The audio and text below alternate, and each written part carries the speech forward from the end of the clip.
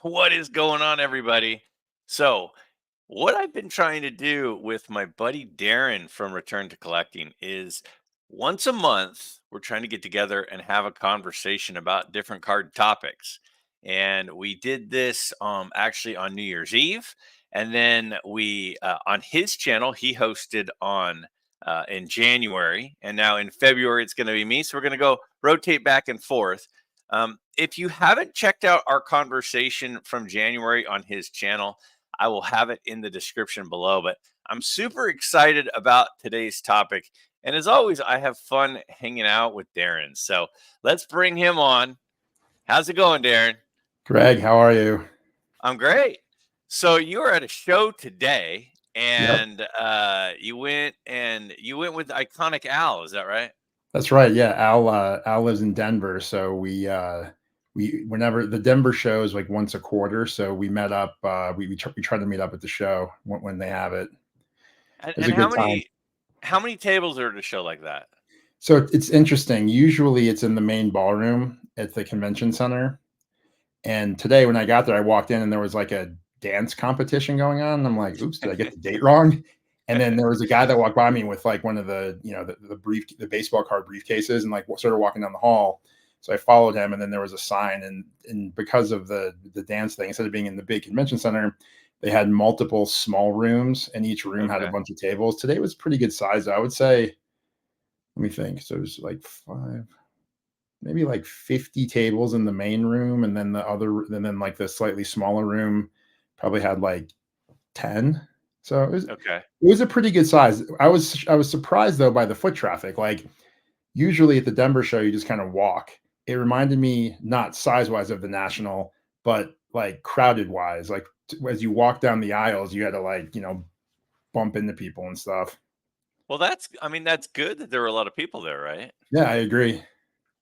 So I think one of the things that the main topic we're planning on talking about today, I think comes in perfectly with going to a card show and how that all plays out. And what that topic is something I've gone back and forth with a lot. I know we've talked about it briefly, but that whole concept of quality versus quantity, and when I say quality versus quantity, I don't necessarily just mean like rookie cards versus, you know, second through 15th card, but also, like a 4 or a 5 type quality grade versus an 8 or a 9 type quality grade. And I know we all have different philosophies. I know that there's certainly not a right or a wrong answer, but I also know that you and I have both kind of changed that strategy a little bit. Yep. And as a result of changing that strategy, it's different, right? It's different when you're collecting with one strategy versus another. Right. So so if we were to go back in time, say 2 years or a Okay. year and a half, what were you like then versus what you're like now as far as quality versus quantity? 2.5 years ago, I was full on trying to build up the base of my collection because I was only back into collecting for maybe a couple of years at that point. So I had my Nolan Ryan run was more or less done. I had picked up some what I would call pretty iconic cards, right? My Clemente rookie, my Hank Aaron rookie, my 56 tops mantle, probably my Koufax. And at that point, I started saying, okay, I want to start collecting iconic cards, right? They didn't have to be rookies. Most of them were rookies, but at the time I was like, okay, let's go with iconic cards. So that's when I started buying stuff outside of just baseball. I bought my Jordan rookie, I bought my Johnny Unitas rookie, my Jerry Rice rookie. And then I started picking up, other random cards, right? Other random rookie cards that were somewhat iconic. But I was so kind of excited by the prospect of building out my collection. I also started just buying a bunch of random stuff, right? I would go to a card show and it was almost like sacrilegious to me to not buy stuff at a card show. So I bought I bought cards that I liked. I didn't love them, and I just started loading up just because I was at the show, so I felt I had to get stuff. So that being said, I would say if I went back 2.5 years and refocused, I probably would have half the number of cards that I have now, but I would probably give up, I don't know, say 250 cards, but instead I would have 10 much more iconic cards in the collection. Okay. So a lot of your budget was going towards nickel and dime, not literally nickel and dime cards, but Yeah. $20 cards, $50 cards, $100 cards Mhm. instead of just those big ones. Because I Yep. mean, you've talked about your 68 Nolan Ryan is a big card. You've talked about one of the first cards you got, like you just mentioned, was your Hank Aaron, and yours are really nice cards. Thank you. But so, did you feel like it was eating away at your budget? Like, what happened where you started to change that strategy, and why did you start to change that strategy? That strategy changed basically the end of last year because up until that point, I would just buy stuff, right? I would like we've talked about in the past, right? Like I have a budgeting plan that I would stick to, and I'd have the budget, so I would use it. Towards the end of the year last year, my wife asked me a question of how much did you spend on baseball cards this year? And I was like, I don't know, whatever. So I actually looked it up and pulled all my Uh-oh. purchases from the National. I pulled all my eBay purchases. Um, I pulled, anything I got from auctions, and then I actually, because whenever I buy cards at a card show, I don't bring cash. I use Venmo or PayPal, so I was Okay. able to pull up the history on those. And what's funny, actually, I didn't have in there is my 38 Gaudy DiMaggio because I bought that one from Sammy Thunder's buddy over Sure. Facebook. So Yeah. that one actually didn't count. So the number would have been higher. So I did all that and I looked at it and I said, oh, okay. But then when I looked at the No, wait, wait, spreadsheet, wait. Pause real quick. Don't you don't have to use numbers, but was it a multiple higher than you thought it was, or it, was it, it it's twice it's as much as you thought? Like, just give me a ballpark of compared to what you thought, what the reality was. it was probably 50% higher than I thought. Okay. But what really shocked me was not so much that it was 50% higher, because when I did my recap and I did my top 100 cards in my collection and I made the list and I was like, okay, I think 30 cards that I bought that last year went on my top 100. Mm, I was like, okay, so I knew I spent more than my budget. But what surprised me is when I had the list, I put it all into a spreadsheet. It wasn't so much how much it costs, it was here's the 30 to 35 cards that I really wanted. And then here's like, 70 more cards that I could have done without that literally are just in boxes like this, just yeah. boxes Show like show this show me full of show me a slabs. couple of these cards that fall into the category of you bought it, but you don't really know why. Like, what's an Um, example? okay, here I'll just grab a chunk out and let's see. Just a handful of them. Here's a Trey Young Okay. rookie that probably I bought, and I'll be honest, some of these cards, these aren't all from last year. Some of them might have been from the year before, but I watched some of the investor channels and I was like, oh, maybe I'll take some of their advice. So yeah, thanks, Jeff Wilson. I probably paid a couple $100 for this. It's worth like $3. Is it really Um, like literally $3?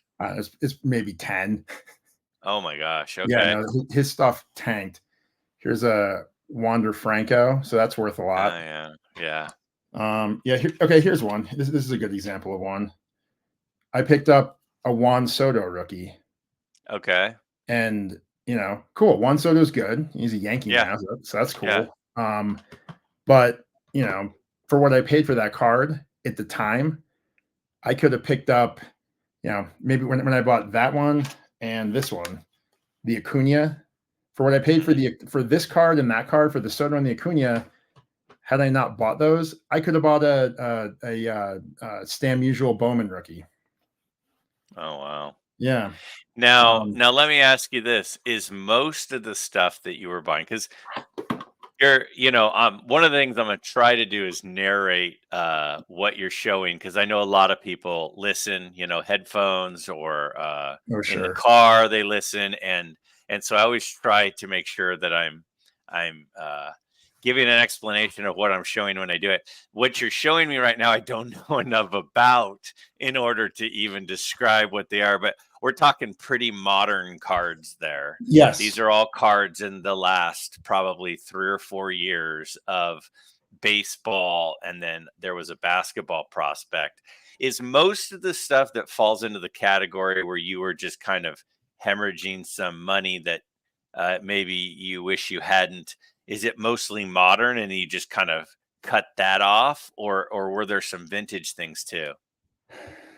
Not a ton of vintage. So this box is chronological. So let me go to the very end of it and pull out some of the older stuff, and I'll take a look. But I not a ton of vintage. I mean, there's a little bit. Like I picked up, I was trying to pick up rookie cards of great players. So for example, the Eckersley Mhm, rookie, it wasn't super mhm. expensive, Yeah. but it wasn't something that I got the card. Literally, I get the card, I open the pack, take it out of the shipping envelope, went like this, and just put it in the box. And this is probably So the second that you got an Eckersley rookie there. Was that a 7 or an 8, it looked like? it was a yeah, the 76 tops Eckersley in the 7. Okay. This Um, now, see, I bought one of those last year too. Um, but Dennis Eckersley signs through the mail, Okay. and he charges like $10. Oh, So I nice. bought a raw one at a show and mailed it off, and he signed it because I was like, "Hey, I think I didn't pay very much for the card. It was pretty decent shape, but I paid maybe $15 for the card. Sent I don't remember what Eckersley charged. I think it's like $10. So I spent $10 on the autograph. So I'm like $25 in, and I have a signed Eckersley, and I'm like, you know, I don't I don't need that, but I actually like having that one. You had something else in your hand. It looked like a 79 or something. Oh yeah, no, this one actually I liked. I actually I wanted this card, so Okay. I just happened to be next in the box. But this is the 76 bench. Okay. Yeah, I that's a like the cool look of card. that card. I think it's a cool looking card. But yeah, So I'm just that gonna looked go like through. a PSA 8, was it? Johnny Bench All-Star 70 Yeah, the 76. 76 tops, the one where it's got like the dust kind of floating Yeah, around his yeah. lower body. So And what, yeah, I just give mean, me a ballpark on what does something like that Johnny Bench card cost? I don't think it was that bad. I maybe $50. Okay. Yeah, here's another one though. Yeah, Burt Burt Bly, Black. So he's holding 71 up a, tops. Burt Bly 11. and it looks like that's in a 7. Yep. I've always liked the Burt Bly 11 rookie. That's actually a card that I'd like to have. It Mhm. was for a long time, Burt Blyleven wasn't getting in the Hall of Fame. I'm like, how's the guy not getting in the Hall of Fame? He's like one of the best curveballs ever, 3,000 strikeouts. Was hung on at the end, I think, trying to get 300 wins, and he ended up right around 300. Mhm. Um, I mean, the guy was very good. I never really understood why he wasn't getting into the Hall of Fame, but My understanding is he had a little bit of the shilling issue. Nobody really liked him. He was kind of a jerk. yeah, yeah. So, I've heard that he's not crazy well liked. And then I know because he was an announcer, or maybe he still is. mhm. He was kind of advocating for himself, like I should be in, and I think some people didn't like that. But Yeah, no. I think I my mean, personal take on talent, the Hall of Fame, if you deserve to be in, you don't need to tell anybody. right, right, exactly. That's a good one. Um, so okay, Yeah, I so mean, a lot of. Oh, go I ahead. You got yeah, more? Show me some I've more. got I'm just literally I'm surprised. There's 3 in a row. They're all cards of great players, right? They weren't Mhm. that expensive. It's just the quantities, right? So I got Okay, a so he's holding up a 64 Phil Necro, which Phil Necro, I think, has 2 rookie cards. One's a 64 and one's a 65, right? yep. So this And is so the one that's the with Phil Root. 64. Okay. Then the 60 the 66 Don Sutton. Sutton rookie. Yeah. And Yep. that one looks like, is that an 8 PSA 8 holder? PSA 6. 6. Okay. And then This next one is the Raleigh Fingers, the 69 Raleigh Fingers in a Mhm. PSA 6. So you say, "Oh yeah, these are things I was buying, and I kind of wish I hadn't." Um, I mean, those are cool cards, though. No, I I mean, agree. they're a They're lot different definitely than like the Acuna and the Soto and the Trey Young. Like those cards don't really seem to fit in your collection, right. but those cards kind of fit in your collection. I mean, do And you? they do. And there, I was just wanting to give an example of some vintage stuff. So Okay. it's more of the way I look at it is this: when I bought the card, I think I wanted the card, Hmm. but what I'm trying to do this year is what I'm trying to do this year is to focus on like kind of a more strategically, right? So I bought these cards, and what I don't want to do this year is what I did with these guys: is buy the card, look at it once, put it in the box, right? Right. My goal now is if I buy a card, I want to, it's almost like if I had an unlimited number of these display cases, would I put the card in my display case? If Okay. the answer is no, then I'm not going to buy it this year. Okay. And as a result, you're going to probably end up with fewer cards, but you're Yes. going to end up with bigger cards. And in case you hadn't seen, Darren did a video recently on a pretty big card that he bought. Now that he's got a little bit more capital and he's not spending on some of this other stuff. Tell us about the big card you bought the other day. So my most recent pickup is a 41 play ball Joe DiMaggio in a PSA 3. I think it's a it's an iconic card. I realized that when I picked up the DiMaggio rookie, I had already had the 39 play ball, the one where it's just like his face smiling black Yeah, and white. yeah. I had those two cards, and then I looked at I was looking into other options for additional DiMaggios, and I I was like, oh, he only has 5 playing days cards, so I might as well pick some more of those up. So I picked that one up, and that one's a beautiful card. Hmm. It um, it's a beautiful card. I like the coloring on it. When I did the video, I kind of talked about how to me it's kind of reminiscent of like a T206 or a Gout or 33 Gouty with the background. It's kind of got like the vibrant color. Hmm. It looks more like a drawing, and it's got very good likeness of DiMaggio. So I was just super happy to pick it up. I think it's a beautiful card, and it's one of the first cards that I've picked up in a long time that's not a rookie card, and I think that's kind of going to be my focus this year. I don't think Mm. there might be one maybe rookie card on my list, but most of the cards I'm looking at this year are iconic non-rookie cards of some of my favorite players. And I think I had a list, and I even fine-tuned it a couple weeks ago, where I think my focus this year will be Gehrig, Jackie Robinson, and Joe DiMaggio. Will I Mm. pick other players up? Maybe, but those three guys, non-rookies, are some of the key focus cards for me this year. Now, the cards that you were showing of like the Raleigh Fingers and the Don Sutton and some of these other Hall of Famers that aren't like the top tier first ballot type guys, what you had sixes and sevens, like the Eckersley you said was a seven, and a couple of them were sixes. What is that based on price point, or is that based on you looked at that card and you said, "Well, this is a nice copy of it, and I want this card, so this one works"? Or like, how did you decide? Because like some people would say, "Oh, well, I'm a quote. I collect high end. I'm using air quotes."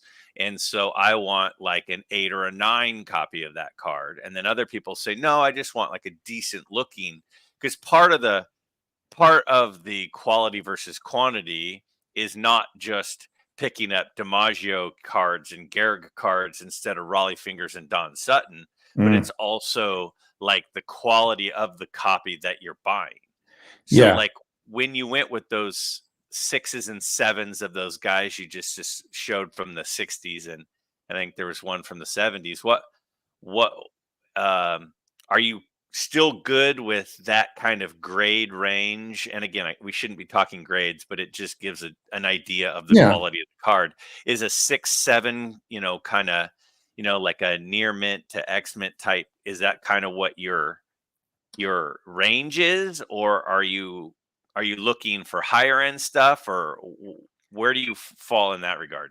So on those specific cards, I went with just the for more, more or less the grade for the decade. Oh, okay. And I was okay with that on those guys. Now, if those cards were more meaningful to me based on their price point, I likely would have probably gone with like sevens and eights in those. Hmm. But and that's the other thing too that I'm realizing is if I'm willing to go, if I'm willing to say this is a card I want in this grade, and then I'm willing to buy it in like two grades lower, then I need to reassess whether or not I really want the card. Because if I really want the card, I want to get it in the best grade that I could afford for my budget. Hmm. And if I'm skimping on purpose, then it's kind of, subconsciously, do I really want it? Right. Like, for example, that DiMaggio, I had budgeted for a four, but that three that I got was very, very well centered and it had great registration. Right. The Hmm. corners weren't fantastic, but I looked at a couple fours, and most of the fours that I saw had a little bit sharper corners, but they didn't have as good a centering, and they were priced. In that DiMaggio card, it's a pretty steep price increase as you go up in grades. So I say I literally, I mean, I saved thousands of dollars going with the three that was a very well centered three with great registration versus getting a four that would have been slightly off centered with sharper corners. And Right. at the end of the day, like the least important thing, if you think of kind of the key areas that they look at when they grade, right? Edges, corners, register like face or registration and centering. To me, the least important is corners Yeah. because you could have a card that's so I'm even willing to go down a little bit on those, but even on the goal cards, it has to be if I do go down a grade, it has to be a very, very good card for that grade. Sure. Versus on some of the stuff where I just made a list and said, "Hey, yeah, I'll get it." And oh, if I paid $20 more, can I get it a grade higher? Maybe. If I'm not willing to do it for like a pretty insignificant price point, then that's my new like mentally back of the head. Do I really want the card? Sure. So let me ask you a couple things. So like let's just take a card. Like, do you have a Bob Gibson rookie? I do. Okay. What's a rookie card from the 50s that you don't currently have that you assume at some point you'll have? Let me look. Ernie Do you have a K Banks. line? Ernie Banks. Okay. So Yep. you don't have a 54 Ernie Banks. So Yep. let's decide you work your way. This year you're saying focusing on DiMaggio and Gehrig and what was the other one? Jackie DiMaggio, Robinson. Jackie Robinson, and you're going to go. Say next year you're going to go with some of the guys more in the '50s era, and you decide I'm going to go get an Ernie Banks.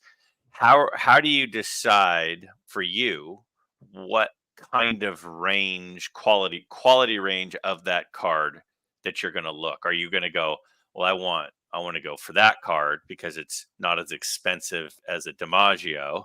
I might go for like a six or a seven, or do you just go, no, I just, a five is great, a four is great if it meets my eye. Like, how do you find the target kind of quality? So for me, it's less of target on a card like that, right? On an iconic vintage card, it's Hmm. less of targeting a grade and more of targeting a budget and then Okay. finding the best looking card in that budget, right? So I would Okay. say for that card, I think for what I would budget for a card like that, I would probably end up getting a very high end looking five. Okay. Right? I probably wouldn't budget for that card a 6 because again, I think the price differential, you could probably, for about 3,000, I think even a Hmm. little less, Okay. like you get a nice looking 5 for probably 2,700 to 3,000 in a card like Yeah. that. Yeah. And for a card like that, I probably would budget about the 3,000. I probably wouldn't budget 4,500 or 5,000 for a 6. So for me, I'd go the best looking 5 I could find, and that would be just more based on what I would budget for the card. And I think one of the things that I'm getting better at least from my perspective, is knowing what I should spend based on budget for a card, right? Like, Mm, I'm not going to go back and say, "Oh, I really like this card, so I'm gonna buy it." And then whatever the card is, I'm gonna, let's say a 52. No, that's not a great example. Um, let's say 1950 Bowman Jackie Robinson, right? mhm. I really like that card, but I'm not going to spend $10,000 on like a 7 or an 8, right? It's a great card, but I just, for me, for what for my budget, I would rather get that card in the 5, a good looking 5, for whatever a good looking 5 would go for, versus going with like a 7 or 8, because I'm not at the point yet in I'm not really at the point yet in my collection where I'm, running low on iconic cards I still want to pick up, right? Right, There's a ton still, so right. I don't want to do that. But there, I mean, and that's the thing. It's not, if I set a budget and said, "Hey, every iconic card that I want to buy, I'm going to spend X on," that means I'm going to buy some of the cards I want in a grade that I don't like because it's too low, Mhm. right? And then other cards, I'm going to buy cards I want in a grade that's higher than I would really need, right? So the one thing I feel like I'm getting good at based on my budget and my eye is being able to, gauge what I should spend on the card based on, how badly I want the card, how difficult the card is to find in certain grades, how rare the card is, etc.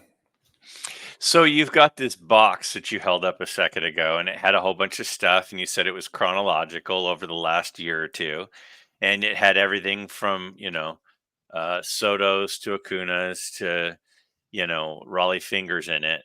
How many of the cards would you say in that box? So I'll just ballpark. There were maybe 100 cards, 80 cards in that box. Yeah, I How would many say of the probably about cards? 80. Okay, so if there are 80 cards in that box, how many of those cards do you do if you didn't have them right now, you would want to at least eventually add to your collection? And how many of those cards, if you didn't have them right now, you would have like no intention on ever owning? Um, I would say about half, half and half. Okay. Okay. So the half that you would have no intention of ever owning, why keep them? Why keep them instead of selling them? Because I mean, everything, it's opportunity cost, right? It's supply, demand, opportunity cost, where you want your dollars to go. So if you Mhm. have 40 cards in there that you don't really have a strong desire to have, uh, why not liquidate them so that you could buy an Ernie Banks rookie? I think to be honest, most of the cards in here that I probably wouldn't buy were cards that I way overpaid for and now aren't worth enough to liquidate. I mean, if I sold the 40 cards in here that I don't really care about, I'd maybe get $1,000, but the effort of selling 40 putting 40 cards up on eBay and managing selling them and shipping them and everything else,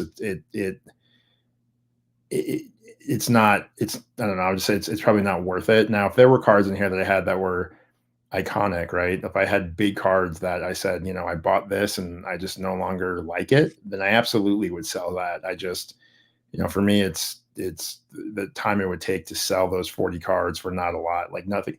I don't think any of them. I think honestly, one of the reasons why I wouldn't want them anymore is because I did overpay so much for some of them Hmm. that it would be depressing to see what I ended up selling them for. But but wouldn't it be better to just, and I'm not saying it is, I'm just throwing out a hypothesis. Wouldn't it be better? I mean, what if you took those 40 cards? Like you went to a show today.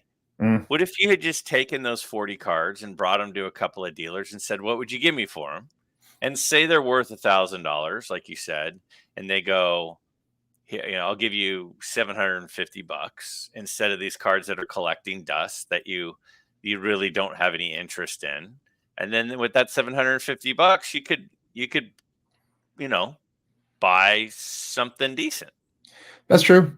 Yeah, never. I didn't really think of that of selling it at the show. My big issue with selling was, in the back of my head, I just think eBay and the effort of selling individual cards on eBay for what these would sell for. But no, I think that's a good point. I there's another. I think the next Denver card show is in May, so Or that even wouldn't or make even sense. if you have more than just 40, sending them off to like a Comp C, That's or true. one of these places where you don't really have to deal with it. You just send a box in, and they get their little cut. And I mean, and I'm not saying that's what you should do. Yeah. I'm just simply saying, like, depending on the level of, like, I have some cards in that I bought that I don't necessarily wouldn't buy them if I was at a show today, but I still kind of enjoy having them. Um, so those I wouldn't really have a strong desire to liquidate. But then the ones that I just have no desire in having, a lot of those I have liquidated. Mm. So I'm just kind of thinking for people that are out there who are like, yeah, I've kind of changed the direction of my collection. Maybe they used to be collectors of nostalgia cards from when they were growing up, maybe in the 70s and 80s, and now they've gone to pre-war, and they're like, yeah, I've got all these 70s rookie cards, like the Burt Blylevens, like the Dennis Eckersleys, like the Ozzie Smiths, Mhm. and the George Bretts. But I would rather have some pre-war stuff. Like, is it best to just hang on to them? Because what if you circle back and go, no, no, I do miss them now. Right. It's just sort of like a question of what to do with those cards once we've pivoted in a different direction. Right. And I agree with you. I think I would have to, if I got rid of stuff, I'd have to think about what I wanted to get rid of. Some of the modern basketball stuff, I probably would. Even some of the modern baseball, I probably would keep, right? Because I, I'm a big person. I don't like regrets, so Okay. I would rather keep that, Juan Soto rookie or the Acuna rookie, and then, because I don't want like 20 years from now to be like, oh yeah, hey, these guys, or 25 years from now, these guys are first ballot Hall of Famers and their rookie cards are going for whatever it goes for now. And I'm like, oh yeah, I sold that card. I sold that card for, $50 back in the day. Right. So Right. stuff like that I'd probably keep. I mean, there's like I said, the modern basketball where, I listened to some of this is before I really got into collecting, is before I started Sure. YouTube. But I started randomly picking up some of the modern basketball because I hear all these guys on YouTube saying, hey, this is where it's at. These guys are going to blow up these cards. I'm like, oh, cool. They're not that expensive. I'll pick some up. I get rid of those. Some of these guys I don't even play anymore, right? So Right. I have no problem getting rid of those. I would probably do, like you said, maybe go to like a card show with like a bulk of them and say, hey, here's 25 cards. I'll trade you these 25 cards for this, 1988 Nolan Ryan. Right. So how's it going? Like, you're saying that this year the goal is to not buy a bunch of this stuff that kind of just drains the account, and to save up and buy some bigger stuff. And that you said that's really been your goal this year. Like, Mhm. how has that gone? Has it been hard to keep your eBay searches narrow, and you find yourself kind of starting to dabble into some other areas and looking at things? And when you go to a show, because what I have found is I've tried to narrow things a little bit myself. I've been calling it like a consolidation. And now I go to a card show, and most of the stuff that I really want, there's not going to be at most local card shows. So then I go to a card show and I'm like, man, am I really going to not buy anything? Like, I feel like I should buy something. Like, I want to buy. There's Mhm. a couple things that are kind of cool. I want to buy something.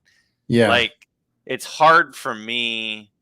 Like, I spent a decent amount in December and January when I did my December review video and my January review video. I had a fair amount of stuff that I bought, and then so far this month, I was looking the other day, and I'm like, the month's already over half over, and I've bought like 2 or 3 cards, and they weren't very big cards. Like, Mhm. it's like I'm starting to get like withdrawals. Like, I'm like, I need a hit. Like, Yeah, is it hard for you to be holding strong to your new line of thinking about quality over quantity? yes, it's definitely difficult, but it's difficult for a couple different reasons. One is I make the list and then the list kind of changes. There are some key cards on the list that aren't going to change, but I've already taken a few off and added some different ones in when I decided to because I had a couple Ty Cobb cards on my list. I think the when we did our when we talked about goal cards for the year, I had the Hmm. T206 with the green background. I Hmm. took that off my list because I decided rather than have that, I'd rather have the because the 34 Gowdy Gehrig with the yellow with the big smiling face that was on my list, but I decided I'd rather have his the green one also Hmm. versus having the green Ty Cobb now. I definitely want that Ty Cobb card, but I just kind of reprioritize. So from a prioritization perspective, keeping it very narrow is tough for me because I'm like I don't want more than 10 cards on my list. So you know, and the other thing too is historically, if I buy one card that comes off the list, a new card takes its place. What I'm trying to do this year is not do that. So I bought that DiMaggio. That came off my list. I'm not adding another card to take its place. I went from 10 cards to 9 cards. So I Hmm. feel like if I do that, it keeps me focused. Because if I added a new 10th card, I'd buy that. But that card would have been my 11th, right? And if I do it again, then my 12th card goes on and I buy that instead of something else. So by not adding any new cards, it's helping me focus on the true cards that I want to pick up this year. And then kind of the second piece to that is I'm still not I haven't done anything crazy, nothing super expensive, but I have picked up some stuff. Like today, I was at the card show with Iconic Al, and I was at there was a vendor, and Al went in his like budget box, and there were four Nolan Ryan cards. Nothing, they're all nothing like really mainstream. There's the Upper Deck Fun Pack, uh, Nolan Ryan cartoon, Upper Deck Fun Pack, Nolan Ryan playing high school basketball. If I could get the glare off it. There we go. Um, the 92 Tops Kids Nolan Ryan. And then this one I had never seen before, the 1978 Pepsi Cola Nolan Ryan. Hmm. He had these cards. The three new ones were in, the modern ones were in a 10, and then the Pepsi Cola was in a 7. And I was like, oh, these are interesting. But again, I'm like, I don't want to buy. I don't want to buy that. They're cool. I've never seen them. I could add those to kind of my non-core Nolan Ryan collection. And I'm like, well, I don't want to buy them. And I asked the guy, I said, what can you do on this Pepsi Cola card? And he goes, I'll sell you all 4 of those for $100. So I said, okay, fine. I paid basically 4 graded Nolan Ryans, 3 of them are 10s for basically what grading costs. So I bought Right. that. Normally at a show like that, I probably would have tried to find something, some vintage card that's not on my list, but just get it. So I'm not 100% perfect on the don't buy stuff because, like you said, I need, if I can't leave a card show without getting something, I'll feel like I, wasted the day. So in that case, I picked up these cards. I'm totally fine with it because they weren't that expensive. And when I came home and I actually looked up what they were worth, I paid 100 and they're worth about 250. So I'm not planning to sell them, but at the same time, at least I don't feel like I wasted money on them because I got a theoretical return. Now, there has been a couple things that I did pick up this year that I regret because I bought them in haste. One of Okay. them, I did a video. I was on Mike Moynihan's channel a couple weeks ago with Chris from Missouri. We did the Nolan Ryan Showcase Showdown. For 1990, I showed this card. It's the 1990 Topps Tiffany, Hmm. and I got 0 points because it's not his base card. So as soon as I dropped off with those guys, I went on eBay and bought his base card in the 10. Why? I don't know. I felt like I was slacking, so I had to pick it up. But, if you look at my Nolan Ryan case right here, there's an empty space. So what I did was I overpaid too because it was an auction and I was just like, I need the card. I bought the card. I basically am swapping this card for this card that look exactly the same in the Right. same grade.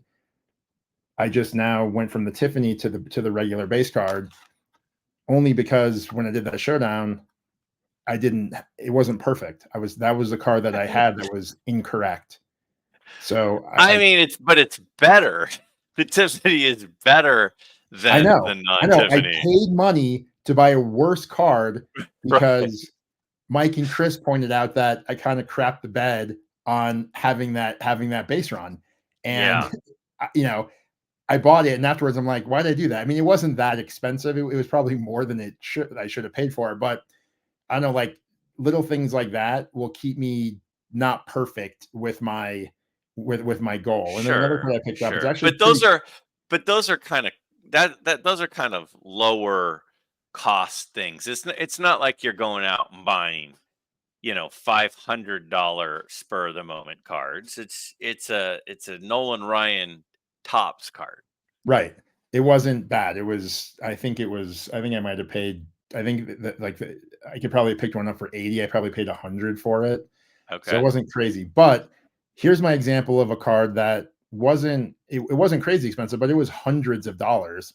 Okay. So one of the things I was looking at kind of tweaking before you and I actually had the discussion on New Year's Eve about our goals for the year, Mhm. I was thinking one of the things I might want to do is pick up the rookie card of the record holder for every major record for pitchers and for hitters, both career and single season. So I really screwed up on this one for multiple reasons. So for stolen bases, obviously Ricky Henderson has the most, in a career, Sure. 1,408 or whatever, and then Sure. 130 in a season. But this guy, Hugh Nickel, this is his old Judge card. Okay. He has the single season record for the old timers at 138. So I'm like, cool, I need that card if I decide to do this run. So I decided not to do the run, but I was like, oh, Hugh Nickel card, that's kind of cool. I just saw it online, and it's an old Judge, which is pretty neat. I mean, it's probably like the dumbest looking old Judge if I could get with no glare. It's like from here up is just a wall, and it's him lying on the ground. So it's kind of a stupid looking card. Um, but I picked that up, and then realized after I picked it up, not only do I not need it because I'm not doing that collecting run this year. I decided not to do that. I might do that down the road. Mhm. But I mean, it is cool because it's an old Judge, but he also is not the record holder for stolen bases because the year he got the record, it was like, I think it was like 1894 or something. It was for 1 year. They actually changed the rules of baseball. So, if you advanced a base, it was counted as a stolen base as opposed to Mhm. actually stealing a base. So his record doesn't even count. So he had way less than Ricky Henderson did. So it was a run I didn't want to do. A pretty ugly looking car. I mean, I like old Judges, but this one's dumb because it's like 2/3 of the card is just a white wall. Right. And then third, the record that I thought he broke, I didn't look into it, and I learned something new that for one season in like the mid 1890s, they redefined what a stolen base is, and that's the year he broke the record. So that's probably my biggest. I guess the Nolan Ryan card was kind of a dumb thing to do, just to downgrade the card because I didn't have the base one. It's not like I'm doing another showcase showdown where I need it, but you Right. know that was my one flaw during that, so I had to correct the flaw. And then uh that Hugh Nickel card, which was, I mean, it's not in the box because it's an old Judge, so I do have it out like on like the top of a bookcase, but it's not Mhm. in the display case or anything because it literally looks like a dead guy lying on the grass. It's like the So stupidest looking card ever. so so let me ask you this, because this is something I've been struggling with. So, I've kind of taken my direction a lot more pre-war stuff, a lot Mhm. more not as common. I wouldn't say any of it's rare, but not as common. Okay. And so here's what I've been seeing happen, and I've been struggling with it. So I'm curious as if you have as well. So if for me, kind of like you had said, I want a nice looking copy. So in we'll just take a T206, a T205, T207, something in there, and there's a card that maybe I want, Okay. and I say my price range is a three and a half or below is kind of Uh-huh. what I can afford, and then I find one that is, we'll say, a 2, but it meets all of my specifications. Like, I try to have ones that don't have any sort of, flaw that's distracting to the card. I Okay. want them to be, 60, 40, maybe 65, 35 centering or better. Okay. I want them to have pretty vibrant color. Uh no creases like across the face. And Mhm. so when you start looking at cards in, ones, twos, or threes, most of them have those flaws. That's why they're Yes. ones, twos, or threes. Mhm. So then what'll happen is there will be a two that'll come up, and I'll go, okay, I'm gonna bid on this card. And I want to get a good deal still, Mhm. but of all the twos that are out there, of this car, so I'll give you an example. There was a T206 Eddie Collins Okay. that was in a two that came up about 6 months ago, Okay. and it met all my specifications. So I went back and I did some research during the auction of, I think that the card is worth, and I don't remember off the top of my head, but let's just say it had sold for 375 to 450, we'll say. Okay. And in the 375 to 450, I'm looking, and this one I thought was a little nicer than the best one in there. So I'm like, well, what do I bid? Because I want to get it, but I Mhm. don't want to like bid 600 just to be sure that I get it. I still want to get a Right. decent price on it. And every single time I do this, I end up not getting it because one person bids higher. And then I go, well, crap, it might be a year Mm. before I see another Eddie Collins T206 that's in my grade range, in my price range, and doesn't have any of the flaws that would eliminate it for me. Mhm. So whenever we're talking about something where and again, they're not rare cards, but one in that grade that meets my specifications is rare.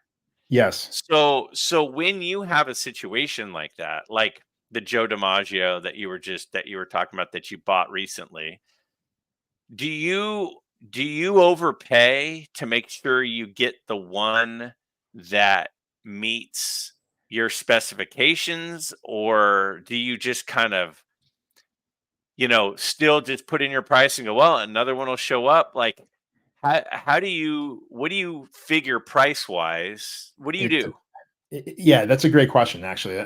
I struggle with that almost every time I buy a goal card, to be honest with you, because, I'll look at the auctions to see if there's anything that, because every once in a while, one of my goal cards in a condition, like, for example, the DiMaggio I just picked up, there could be an auction. I mean, there's not one now, but hypothetically, like, there could be like a heritage auction or an REA auction where they might have like 3 of them, and the lowest graded one might be going for pretty cheap because people are focused, or even the mid grade one might be going for cheaper than it should be because people are either focused on the high end one or the low end one at a deal, and that middle one might not be getting as many people kind of hitting it. So I do look at that and potentially bid. The problem is a lot of the good vintage stuff when you buy it at auction, you're going to pay close to kind of going rate. Then you got to pay the auction fees on top of it, right? So Mhm, that always doesn't work out because when you're talking cards that are, you know, even like $1,000, you're talking 200 additional dollars for for the auction fee.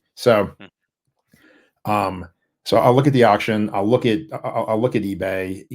For me, I don't really attend shows other than maybe the national that would have some of my goal stuff. Like most of my goal cards, I'm not going to see. Like I saw two of the goal cards that are on my list today at the show, but they were both in the Mile High Card Company, upcoming auction case, not in a for sale case, right? So, mhm, I typically don't see the cards I want at local shows. So for me, it's really more of an eBay thing, right? So it's either the auction or eBay. And when I'm ready to buy a card, I'll look to see what's available on eBay, and that's kind of how I almost prioritize my list of cards of which one I'm going to buy. I'll say I really want to buy this Joe DiMaggio next, or let's say hypothetically I wanted to buy the 34 Gaudy Gehrig next. And I went online and I said, okay, this card in the three is the threes are kind of selling for the high end of what threes sell for, but they're crappy looking threes. I don't want Hmm. to spend that on a crappy looking three. So then I'll look at some twos. I'm like, wow, there's one two that looks pretty good, but it's priced, at almost at the high end of a three. So I'm not going to overpay for that. So then I say, okay, you know what? Right now is not the right time to buy this card. So let's go to the next card on my list. What do they have? And that's typically the approach that I will take to decide, condition wise. I don't want to buy I'm not going to buy, I'm not going to say, hey, I'm insistent that I buy this card now because it's the next one on my list. Everyone online looks like crap. So I'm going to buy one that's, off centered and has, really bad eye appeal, but it's a reasonable price for the grade. I'm much So more on the eye appeal and how the card looks than I am on the grade. And I'm willing to. I wasn't in the past, but I am now willing to wait for the right eye appeal card to come up before I buy it. So, like for example, the Eddie Collins you're talking about. First of all, by the way, isn't it cool that you can get an literally Eddie Collins, one of the greatest players of all time, yeah, T206 rookie card for that price? That's incredible to yeah, me. yeah, yeah. It's such an awesome card. Um, that red background, I really like it. It Yeah. pops. I mean, it's Um, like 11th on the all-time hits list or something, right. right? Yeah, I mean, even bigger than that. He was like number like 38 or Whoa. something on the Darren countdown. That's Um, true. But so let me throw this out there because as I'm asking this, and this is sometimes what I like most about having these conversations is that when you hear yourself say something out loud, and then somebody kind of echoes what you say, you go, "Am I being ridiculous? Am I being hypocritical?" Because if I see a two that is really nice, isn't what I'm really seeing like a 3 or a 4, but it's just yeah, in a 2 holder? yes. So now I'm saying I don't wanna overpay for a 2 because I don't wanna pay more than 2s go for, but I'm saying I it looks like a 3 or a 4, so why should I not pay 3 or 4 prices for the 2 that looks like a 3 or a 4? Because if we really are buying the card, not the grade, right? Mhm. And I say it's centered, it has good color, it doesn't have any crazy, you know, paper loss or anything. It really looks like a 3 or a 4, but I'm not going to pay above what a high end 2 goes for because it's got that 2 number up in the slab. It Yeah. sounds like I'm not actually doing what I try to encourage people to do, which is actually buy the card, not the grade. So Are, I are will we? say Is it I that we're I just brainwashed? no, I agree with I agree with what you're saying, but let me kind of flip it a little bit. Let's talk just that Eddie Collins card. Hmm. Couple things. One, like we just said, very, very, very underappreciated, very, very, very undervalued, I think. So I don't see that card. I mean, again, I'm not sports card investor, so I don't know what's going to happen with the value of cards. But I don't see that card in particular really jumping up huge in the future in the short term, right? Yeah, So from the way I would view it is it's a super cool card, super iconic card. At this time, there's nothing available that makes sense financially. So I'm going to wait a month and then check out to see what's on there, right? Because yeah. it's not a super rare card. More should pop up, on eBay. So it's not so much. I would say I wouldn't feel bad about saying, "Hey, I'm buying the grade." You're not necessarily buying the grade. You're just not going to pay more than you need to for the grade just to have it now. And that's coming from the most impatient person on earth. So take Yeah. that with a grain of salt. But I would say I wouldn't feel bad about that. I would say rather than buy a 2 that looks like a 3 and pay the 3 price for it, hold off a month. I mean, at the end of the day, Strongville's coming up. You could, talk to Mike or Chris and say, "Hey, when you go to Strongsville, if you see a really clean 2 on this, can you pick it up for me?" Because I've never been to Strongsville, but what I hear is that's the type of card that, that'll be there, right?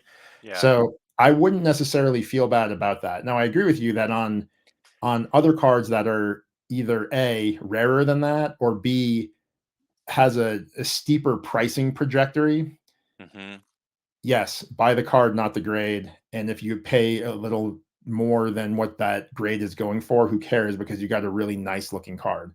But It, for that, it's it it's an I mean, it's all an economic principle, and the economic Mhm. principle is the elasticity or inelasticity of demand, which is Right. if there are decent alternatives, then we aren't as willing to pay a lot. But if my Mhm. car only takes gasoline and I have to get to work and gas prices go to $10 tomorrow, I'm going to fill up if I'm on empty because I have to get to work. I don't have another way to get to work. Right. If I need quadruple bypass surgery and they say it's going to be $5 million, I don't just go, well, I guess I'm not going to do it because there is no other alternative. So there Right. are certain things when there aren't alternatives, and some of the things that there aren't alternatives for are, you know, certain cards as far as just the Mhm. population in existence. Like the reason the Honus Wagner could go for a crazy sum of money is because there may not be another one that comes up for auction in the next 10 years. So if you Right. want one, this is your only option. And that's the And thing with cards that I think is interesting. It's not just the supply, because people look at the population count to gauge supply. Population count is just one piece of supply, right? Because let's say there's what, 30, 40 known Honus Wagner cards in the world. mhm, Cool. There's actually other cards that are rarer than the Honus Wagner card. sure, Problem is with the Honus Wagner card, just because there's 30 or 40, it doesn't mean anything because at any given time, there's probably on average 0 for sale, right? right. So it's not just the population count, I think that matters. It's, how willing are people to part with the ones that they have, right? And I think you see that on, an example would be like a 32 US caramel Lou Gehrig or Babe Ruth. Mhm, Those mhm, are, I think the Gaudis look better than the US caramels. And but the Gaudis, the US caramels are much, much more expensive. They are a little rarer, but I think it's more of the people that have them don't want to part with them. mm, So there's fewer for sale. So that piece of it, I think, is impactful to the Eddie Collins example, right? It's not so much that it's a super rare card, it's just people might not be as willing to part with them because you're getting rid of like a all-time great card for not a lot of money. But I still think that, there would be enough of them. So from me, if I was in the market for that card, I would wait to find yeah. it. Now, if The the you the only counter to that, I don't disagree. I think that you bring up a great point, but the counter to that would be, let's say there are 252s, just hypothetically. okay, Of those 252s, I'm going to go out on a limb and say 200 of them uh, would not meet what I'm looking for. sure, So that now means there are only 50 that would meet my specifications. Now, sure, of those 50, how many of those will ever come up for sale, in where it will not only come up for sale, but then I'll become aware of it being for sale? It sure, might be on a different site. Maybe we'll say ever 20. So now sure. there are 20 of them in existence that are in my price range that meet my qualifications. And then one comes up and I say, I'm not going to bid 520 because the highest one has sold in the last 3 years is 450. So for $70, Yeah. I'm not going to have it. And it's like $70, like $70, like 100 I take the family to McDonald's and it's $50. I know. It's I like, got. I ordered So Chick-fil-A for the so kids. It was $100 for lunch. yeah. Yeah, so you're like for $70, I'm now going to spend hours and hours and hours and hours continuing to search for the card. That doesn't make 100% agree sense with you on either. that. That doesn't make sense. 100% agree with you on so from my perspective, if it was if I was giving advice in a vacuum, that was the advice I was giving. For my advice for Greg asking me the question would be spend the extra $70 and get the card, right? Right. And I've done that before. I've done that before where I, my Well, $49. you just did it with the Nolan Ryan. You Yes. said you wanted it now. You probably paid. It's probably an $80 card, and you paid about 100 because Yeah. you wanted it now, and you don't know when you'll see one, and so you just paid it. Yeah, exactly. So yeah, But I it's do it all 20 the time. bucks. I do it It's all the 20 time. bucks. Yeah. I do it all the time. The one thing that I tell my kids, do what I say, don't do what I do, right? Like, I Right. could give you great advice. Do I follow it? Probably not all the time. Right. Right.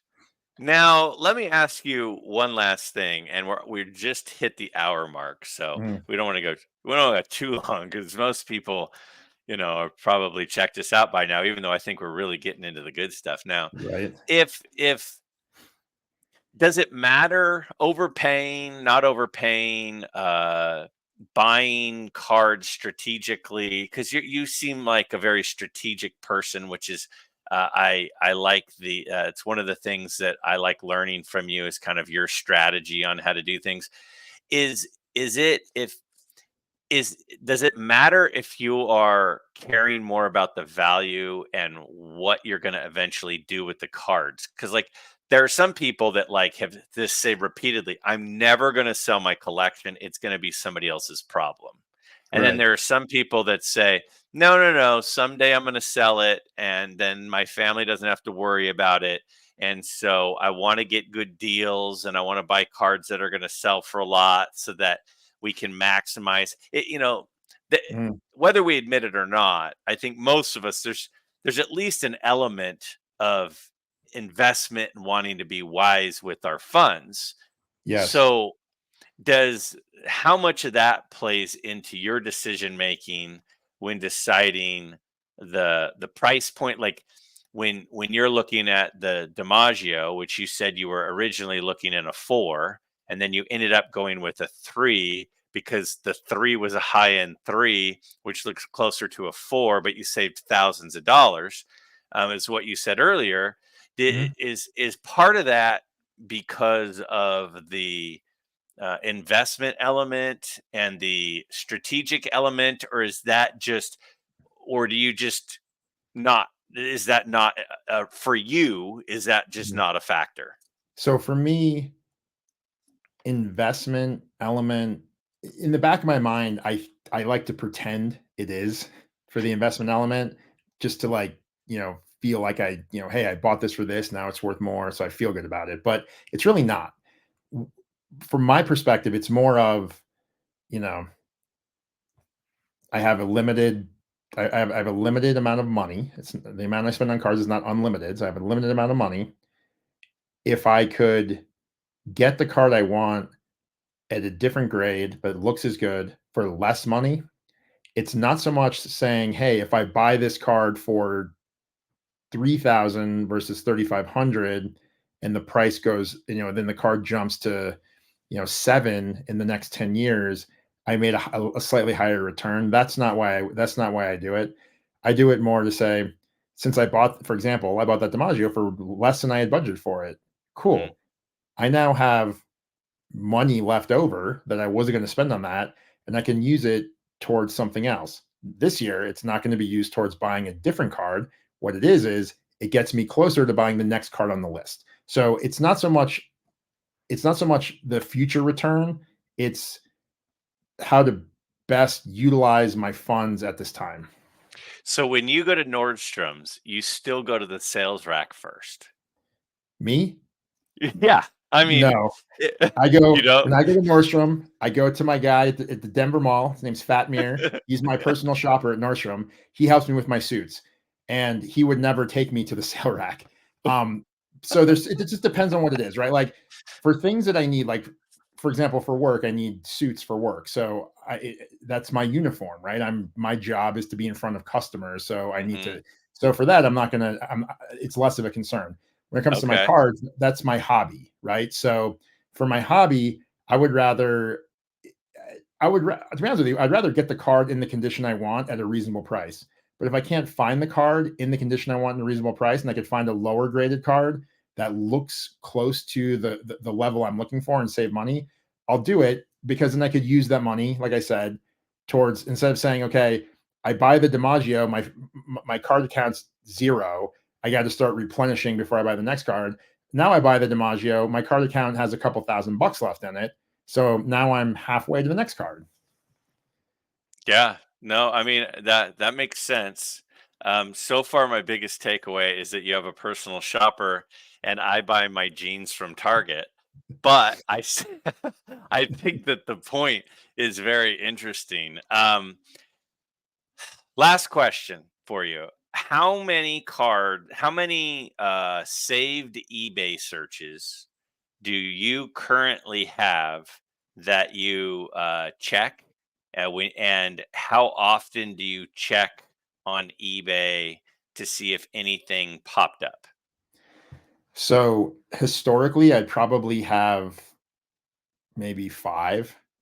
Oh, Right, right no, wait, now, okay, so pause real quick. When you yeah. say 5, is that like is the eBay search, T206 or is the eBay search, uh, Oh, 33 Gaudi Lou Gehrig? Like, how specific is that search? that search is like hypothetically 1934 Gaudi Lou Oh, I Gehrig said 33, I number meant 34. 37 PSA 4. That's Okay, how yeah, that's how specific my eBay searches used to be. and there are 5 of them. There used to be five. Now I have zero actually because I'm staying focused. I don't have because all the cards I'm looking at this year are bigger than in the past. There could be like, for example, I just bought that DiMaggio. If tomorrow my dream card for the year is a 52 tops Jackie Robinson, Mhm. there could be a PSA 4 for 5 grand, which that's not going to happen because PSA 4s are like 15, 20. But let's say hypothetically there is. I'm still not, even if it popped up and said, hey, look, the exact card you want is 70% off. I'm not buying it right now because I don't have that money in my card account. And I told myself, if I start playing games with buying stuff, if I start lending money to myself to buy cards, I am going to go down a rat hole, and I am not risking even trying it because the first time I do it, I'll be like, oh, look, that was easy, problem solved, and I'll just keep doing it. And I'm not doing that. So I have zero eBay searches right now because I don't have enough in my card account to buy any other card on my list. Once I get close to having the money back in, then I'll put some eBay searches out Wow.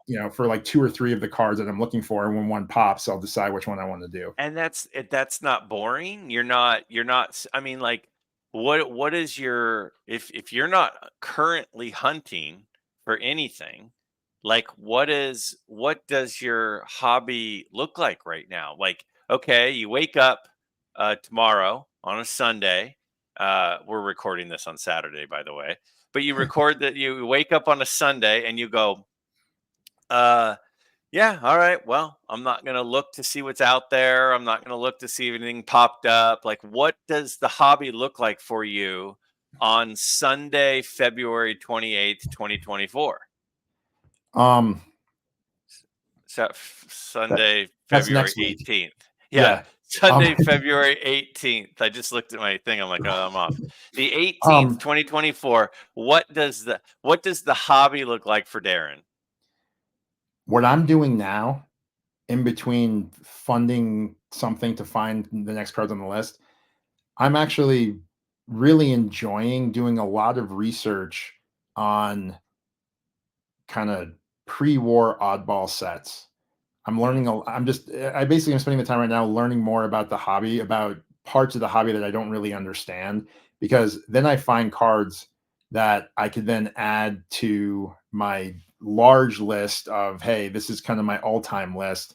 there's some new cool stuff that I want to add to it for maybe down the road, right? So one of So the you're currently, when you're not about to buy, you're currently hunting for more to add to the list. That's how you fill the time. More or less, more to add to the list, or just learning more about the hobby. And that's the one thing that when I first got back in the hobby, I was like, oh, this is simple. There's these sets of cards, and these people played during these years, and these are their cards.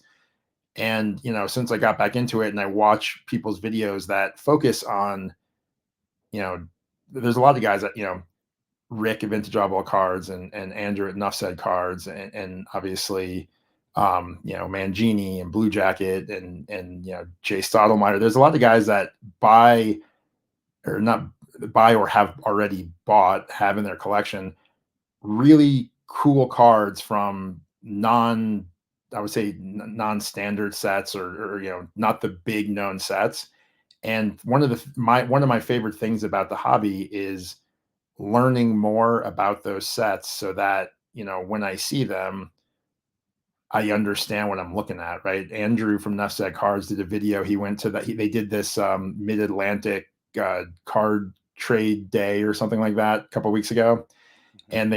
And he filmed some of the cases, and there were a ton of cards in there that had I not spent time learning about some of these older sets, I'd have no idea what I'm looking at. Instead, I'm looking at them and I'm like drooling, a W600 Cy Young, right?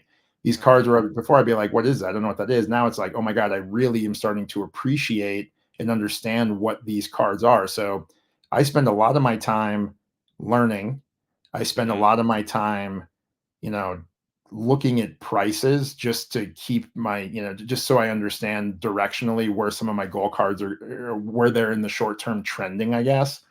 And Mhm. then to be honest with you, I spend a lot of time that I used to spend searching for cards, watching people's videos. Like I'm subscribed to I think over 400 channels now, Mhm. and you know it's hard to it's hard to keep up with that if I'm spending a lot of my hobby time looking at cards. So this year is more of consolidated, focused. So learning year for me, plus picking up some really cool non-rookie cards of, three of my favorite guys to collect. Yeah. So And I and feel like, doing collaboration videos with Greg. yes, at least once a month, right? Yes. So I feel like every time we talk, I have a couple of things that I go, yeah, I should start doing that more. And I feel like hopefully too many people haven't already checked out, because I feel like the last 15 minutes, I think you gave some really good tips. So you're currently replenishing your funds, and Yep. you're getting ready to throw some new eBay searches in there, very specific eBay searches. What are the top three things? This is about the fourth time I'll say this is my last question, but this is, I think, my last question. What are the three or four cards that once the funds build back up are going to be on that eBay search? I would say I just actually tweaked the list a little bit this morning. I removed those cobs and added some other stuff to it. I would say um the 1940 play ball DiMaggio, because that gets me almost done with like his he only has like five basic playing day cards. Obviously he has like, the worldwide gum card and those all super expensive stuff. But for kind of his core cards, the 30 play ball DiMaggio is going to be on the list. The 40 play The ball DiMaggio, I'm you're sorry, yeah, the 40 play ball DiMaggio, okay. sorry, the black and white one, where you swing. It's kind of like my 41, but the black and Yeah, white version. yeah, It says yeah, this is pennant on the bottom. Um, the 34 Gaudi Gehrig, the yellow background where yeah. he's smiling, Hmm. and then the 1950 Bowman Jackie Robinson. Hmm.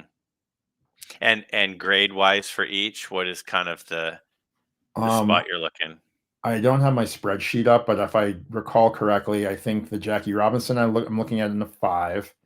The Gehrig I'm looking at in a 3 or 4, because it's kind of weird on that Gehrig. Like I saw some threes that cost more than fours.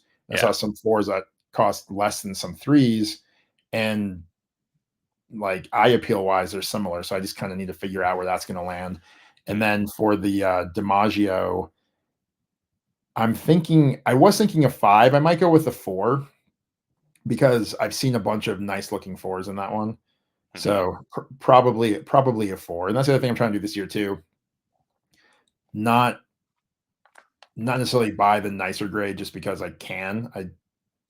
I'll go with a grade if it's a good eye appeal, I'll go with a grade lower that gives me more budget quicker to get to the next card, right? So Right. those are the three cards and basically the grades that I'm looking at right now. And which one of those three I buy next is going to depend on when the card account is replenished to the level it needs to be to buy one. Which of those cards are available and at a price point that I'm good with. Like I said before, I'm okay if I overpay for the look of the card, but I'm not going to overpay just because I want the card now and there's only a couple available and none of them look good enough for me. So Yeah. Yeah. Hey, well, as always, I like this. I don't know if anybody else out there likes listening to us I talk this I long. think I I love have a having blast. conversations with you. So even if we weren't recording this and posting it, I would still want to do this. So, Mhm. but I will say, anybody who's still out there listening, my thought is this, because again, next month will be March and Darren will be hosting and he'll be asking me a little bit more than me asking him. What is a topic that you'd like to hear us talk about? What is something that you're interested in hearing the two of us kick around and brainstorm and share ideas on? And as always, I had a lot of fun. We since we last talked, I talked about how we never talk, and we've actually talked on the phone a couple of times. Mhm. And then we found out I'm going to probably be in Colorado Springs here in a couple of months, and I might actually get to come look at your stuff. Yeah. So I mean, this friendship is just flourishing right now. Yep, I agree. And we did a live stream with Theo last week too. Oh, look at us. We're Yep. we're on a roll. So, Yep. hey, I appreciate your time. This was fun. I can't wait until next month. I have Me no too. doubt I'll be texting you something within the next few hours. Yep. But thanks to everyone who's listening. Again, in the comments below, tell us what do you think about the strategy of quality versus quantity. And then also for our March video, what do you think? What do you want to hear us talk about? All right. Anything you want to say before we go? Thanks again for having me on. This is Oh, one of my literally doing these videos with you every month yeah. is like Yeah. one of my favorite things to do on Yeah. YouTube. L- Likewise. Likewise. It really is cliche to say that, the best part of the YouTube thing is meeting people and making new friends and stuff. But it really is. It's It true. really is. It's true. So, Yeah. all right, bud. And next month, we'll do it again at your place instead of mine. Sounds good. Thanks, All right. Greg. All right. See ya.